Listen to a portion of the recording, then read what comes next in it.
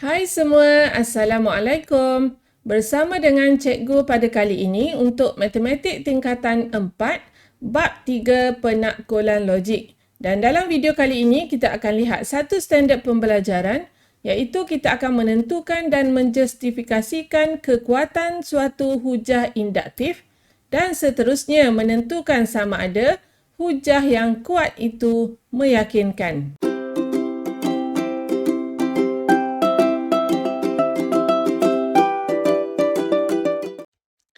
Bagi hujah induktif, kita akan menentukan kekuatan hujah induktif bergantung kepada kesimpulan sama ada kesimpulan itu benar atau palsu. Dan sesuatu hujah itu meyakinkan atau tidak pula bergantung kepada kebenaran premis-premis yang ada. Okey, kita lihat pada gambar rajah ni untuk memudahkan kamu lebih faham. Okey, hujah induktif, kita nak tentukan sama ada kuat atau lemah. Yang pertama bergantung kepada kesimpulan. Okey, kesimpulan. Sekiranya kesimpulan itu benar, maka hujah itu kuat. Dan untuk tentukan sama ada meyakinkan atau tidak pula, kita akan tentukan premis yang ada. Jika premis benar, maka hujah itu kuat dan meyakinkan. Tetapi, jika premis yang ada antaranya yang palsu, maka hujah itu kuat tetapi tidak meyakinkan. Sebaliknya, sekiranya kita lihat pada kesimpulan dan kesimpulan itu palsu, bila kesimpulan palsu, kita terus boleh katakan hujah induktif itu lemah dan tidak meyakinkan. Okey, untuk lebih faham, kita akan lihat soalan praktis kendiri. Okey, praktis kendiri 3.2D. Soalan pertama, tentukan sama ada hujah yang diberikan kuat atau lemah serta meyakinkan atau tidak meyakinkan. Berikan justifikasi anda. Okey. Yang ni cikgu ulang balik, untuk tahu kuat atau lemah kita akan rujuk kepada kesimpulan. Okey.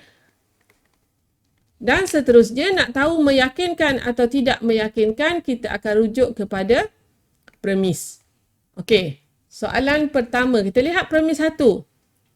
Meja diperbuat daripada kayu. Okey, meja diperbuat daripada kayu. Kerusi diperbuat daripada kayu. Almari diperbuat daripada kayu. Kesimpulan, semua perabot diperbuat daripada kayu. Okey, yang ni kita perlu fikir logik lah. Adakah semua perabot diperbuat daripada kayu? Jadi kita perlu lihat pada kesimpulan dahulu. Sebab kita nak tahu kuat atau lemah. Jadi adakah semua perabot diperbuat daripada kayu?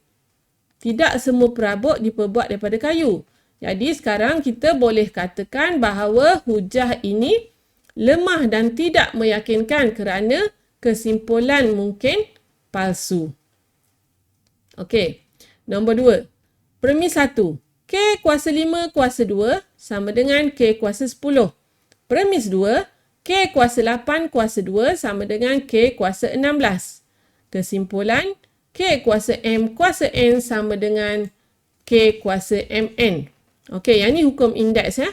Kita lihat kesimpulannya adalah benar. Okey, bila kesimpulan benar maksudnya dia kuat. Kita lihat pula premisnya. Premis 1 benar, premis 2 pun benar menggunakan hukum indeks. Jadi apabila semuanya benar, maka hujah ini kuat dan meyakinkan. Okey, soalan 3. 2 kuasa 3 boleh dibahagi tepat dengan 4. 2 kuasa 5 boleh dibahagi tepat dengan 4. 2 kuasa N boleh dibahagi tepat dengan 4. Jadi sekarang kita semak kesimpulan dahulu. 2 kuasa N boleh dibahagi tepat dengan 4.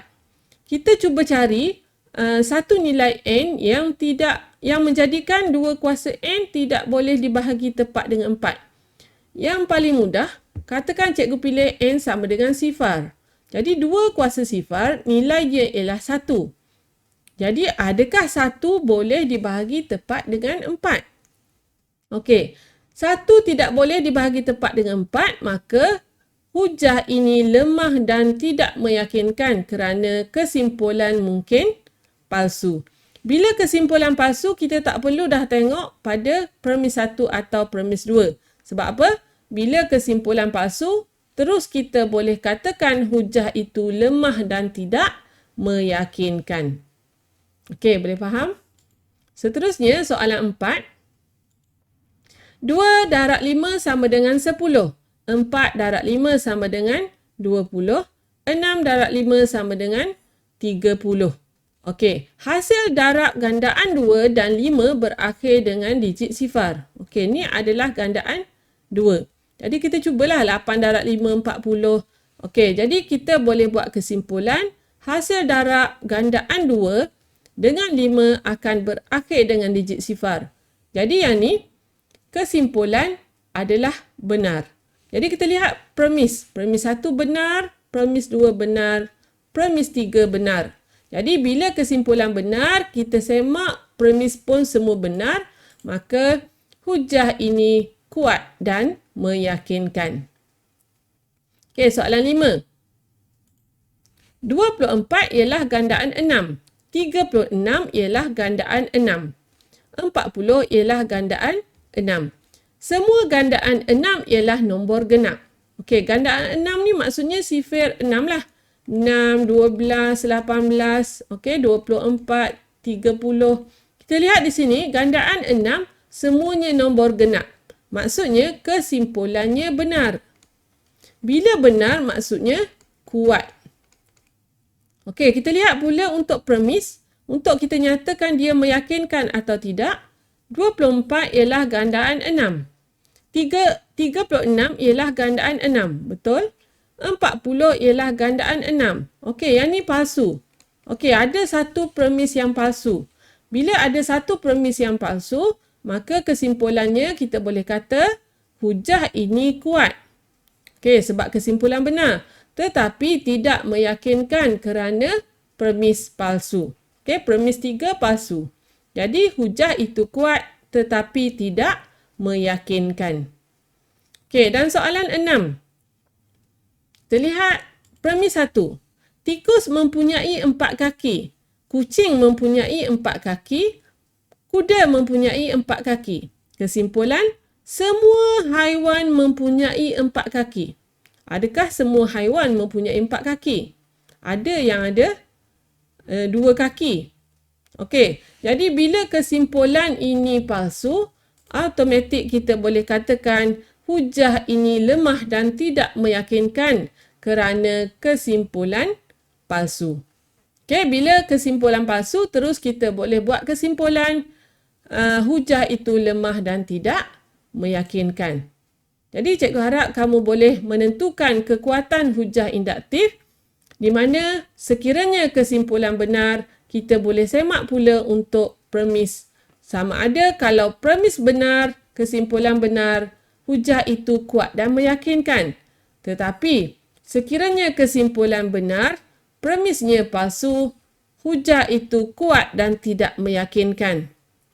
Sebaliknya, sekiranya kesimpulan adalah palsu, kita boleh katakan bahawa hujah itu lemah dan tidak meyakinkan. Okey, seperti biasa, sekiranya ada apa-apa persoalan, bolehlah ditulis di ruangan komen.